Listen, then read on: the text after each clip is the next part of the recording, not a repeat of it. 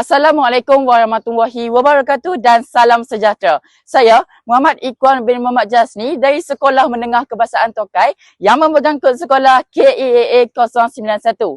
Isu buli kini semakin hangat diperkatakan dalam kalangan masyarakat dan pelajar.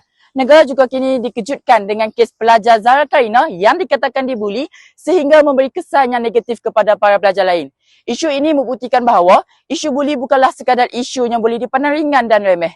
Isu ini juga memberikan ketakutan kepada para pelajar serta mencalarkan nama baik sekolah. Oleh itu, Pengerusi Majlis Amanah Rakyat iaitu Datuk Wira Dr. Ashraf Wajdi mencadangkan agar melantik bekas tentera dan polis sebagai warden asrama untuk mempertingkatkan kadar keselamatan dan disiplin pelajar. Bak kata pepadah, lebih baik mencegah daripada mengobati. Sekian, terima kasih.